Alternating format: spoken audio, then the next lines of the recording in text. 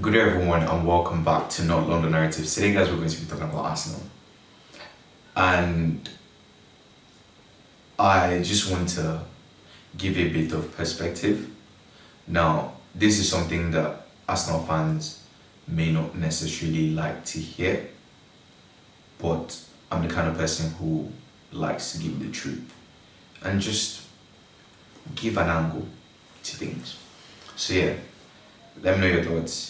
If you're new here, please leave a like, please subscribe, and let's get into it. So guys, I genuinely believe that next season could be do or die for Arsenal. Arteta got the Arsenal job in 2019, I believe. And when he got the Arsenal job, everybody was told this would be a 5-year project. And I believe 5 years is this year because he took the job mid-season. And up until now, Arsenal only have an FA Cup, which he won in his first season, his first few months actually, and without his team, without playing his play style, with players that were not his own, but he won the FA Cup nevertheless, and a Community Shield, which I believe they got into by finishing second place. They didn't actually win anything.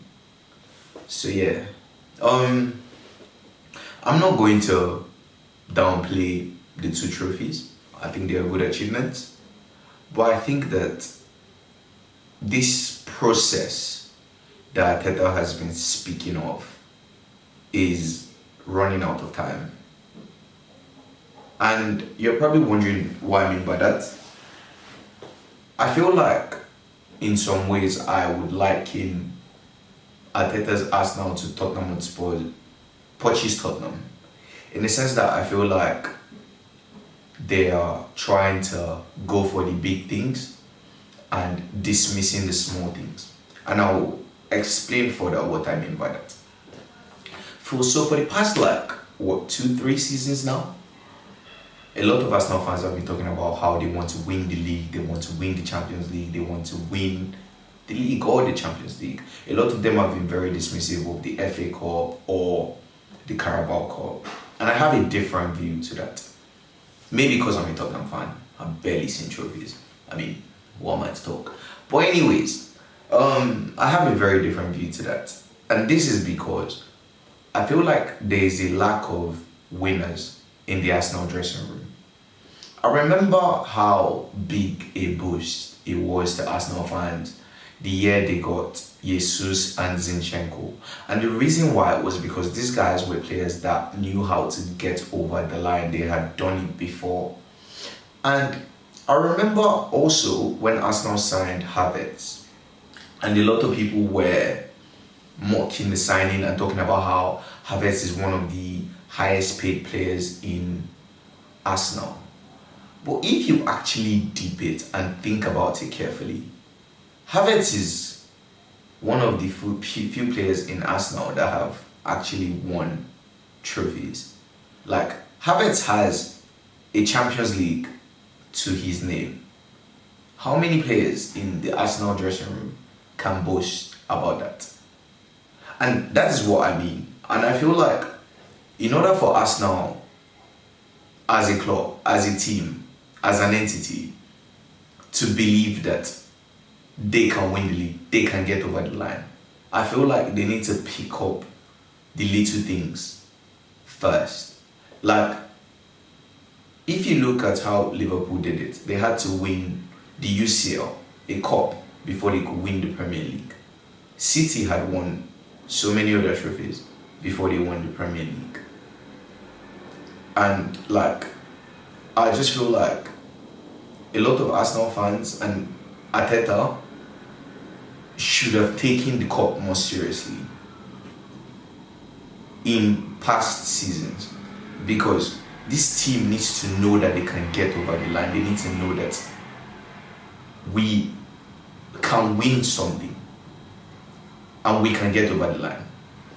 And the league is like the hardest thing to do. I've seen my side under Poch try to win the league and put all your eggs in that basket, and you can really get egg on your face when you do that. Majority of the time you do, especially when you don't exactly have that experience. And I get it. Finishing second is fine, it gives you that experience. Losing the league by 1 point, it gives you that experience. I mean, this was the season, this was meant to be Arsenal's season. When City finally fell off, it was meant to be Arsenal. And I get it, there's context to the injuries. There's context, there's injuries, there's things that happen, there's suspensions and everything. I get it. But I feel like Arteta needs to realize that he's running out of time. In the sense that these players are not going to stay for too long at Arsenal without winning anything. Like, we all know that this team is good enough to win trophies. This team have players that would walk into people's starting 11s. Like, Real Madrid are looking for a centre back and have been for a while. Saliba is a tempting option for Real Madrid.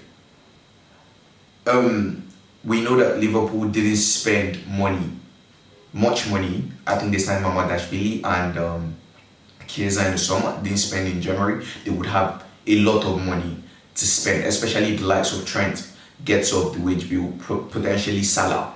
And this Salah move is where I think things get tricky for Arsenal, because I start to think of it. If Salah leaves Liverpool, it's very hard to replace a player of, I'm sorry if you can hear horn in the background, but it's very hard to replace a player of Salah's quality and caliber. And who else than Saka coming to the right wing to Liverpool? A team that you know that they have gotten over the line, they have seasoned pros, they have shown they know how to do it. Even if you might not win the league every year, you would win at least one trophy. And I just feel like if Arteta doesn't start winning trophies, slowly but surely, this Arsenal team, at least their biggest stars, will be picked apart. Slowly but surely, people would come for these players because, like I said, these players are too good to not win trophies, which is why they need to go into this next window. Go and sign a striker, go and sign a winger. If Jorginho and Partey are leaving, go and sign another midfielder and go all out. Because if you don't win the league next season, a lot of people are going to be looking at that squad like, Saka wouldn't look too bad in a Liverpool shirt. Do you get what I'm saying? So it's like, I just feel like it is more than just not winning the league, and is really starting not to look good for Arsenal and Arteta. So Arsenal fans, any fan watching this, please let me know your thoughts in the comments. If you think I'm just saying rubbish, if you think I don't have a point, let me know your thoughts in the comments. If you're new here, please leave a like, please subscribe, and I'll see you guys next time on the Narratives. Have a lovely day, guys. Bye-bye.